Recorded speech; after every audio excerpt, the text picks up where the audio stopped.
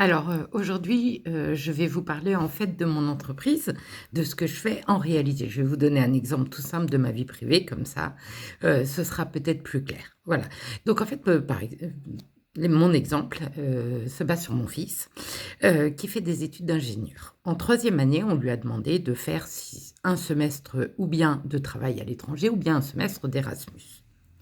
Il a choisi un Erasmus et il a réussi la moitié de ses examens, mais il a également raté la moitié de ses examens.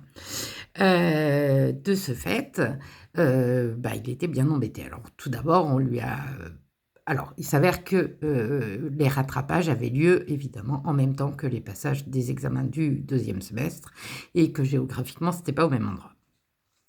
C'est voilà. J On lui a d'abord proposé évidemment de faire un semestre de césure, d'en profiter pour voyager, pour faire ce qu'il avait envie, de travailler éventuellement, enfin bref, qu'il voit s'il avait pas, si c'était pas une opportunité finalement. Mais non, il souhaitait rester avec ses amis, passer son année, donc voilà. Alors, il s'avère que, c'était pas facile d'envisager les choses et je crois qu'à ce moment-là, il faut se dire qu'il faut pas entamer une négociation avec l'école qui s'appelle une négociation. Il faut pas donner de nom à ces choses-là, comme il ne faut pas demander directement ce qu'on souhaiterait obtenir parce que, c'est trop énorme et ça risque d'être un non. Donc il faut y aller petite touche par petite touche. On a décidé de le faire via email, tranquillement. Donc Charles restait l'interlocuteur de son école et je préparais évidemment les messages et la structure de ce qu'on allait faire. Tout d'abord, il a commencé par un message simple en demandant simplement est-ce qu'il pourrait réussir son année s'il ne réussissait pas les matières restantes de son Erasmus. La réponse de l'école, bien entendu, était non, il le faut. Ensuite, je lui ai suggéré de demander si il réussissait son deuxième semestre sans réussir son semestre d'Erasmus, s'il pourrait conserver ses notes pour l'année de redoublement. Alors, l'école a répondu non, encore une fois, ce qui est à peu près logique. À ce moment-là, stratégiquement, il a parlé aux autres personnes qui étaient dans le même cas que lui. Alors, il faut savoir qu'ils sont une classe de 80 à peu près et qu'il y avait 7 personnes dans son cas, dont 5 du même Erasmus. Il y a dû avoir un problème sur cet Erasmus cette année-là, où nos enfants étaient très mauvais, c'est possible aussi. Et donc, on a commencé à leur demander d'envoyer eux-mêmes des emails avec des demandes toutes simples comme ça aussi. Qu'est-ce qu'on peut faire? Comment voir notre avenir? Etc. Ce qui évidemment commence à encombrer l'école et commence à poser un vrai sujet de discussion au sein de l'école. Donc c'est ce qu'on souhaitait.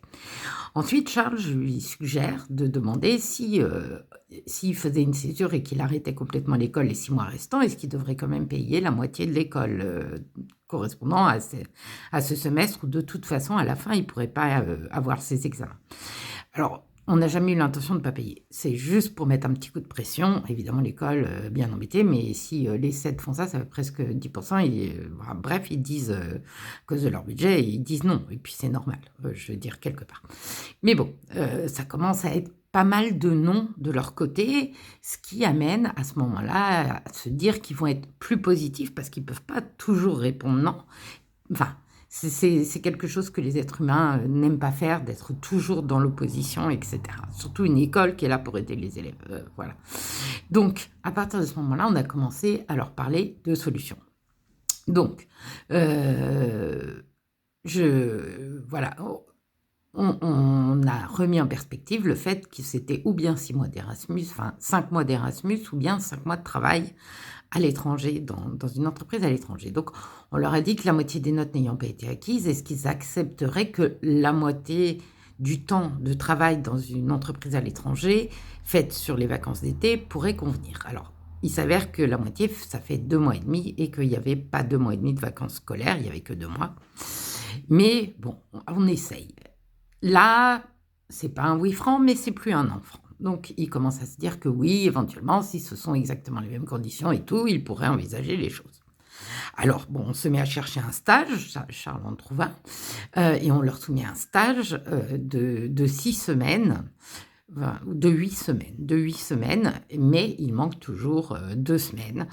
Alors, après des recherches sur le net, on se rend compte qu'il y a une méthode pour passer des examens universitaires en ligne, ce sont les MOOC. Donc on cherche des MOOC en rapport avec les matières qu'il a passées et pour lesquels il a échoué, dans son Erasmus, on en trouve, en Suède, voilà et donc on propose, le stage plus les MOOC. On demande également enfin on informe évidemment tous les autres élèves de ce qu'on a fait, on leur donne des pistes, des liens, eux-mêmes commencent à faire des propositions et donc en étant, force de proposition comme ça, l'école finit par valider le projet et donc Charles a réussi sa 3e année.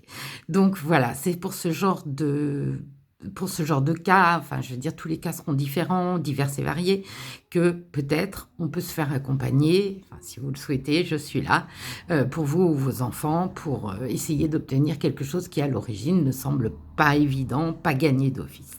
Voilà, merci.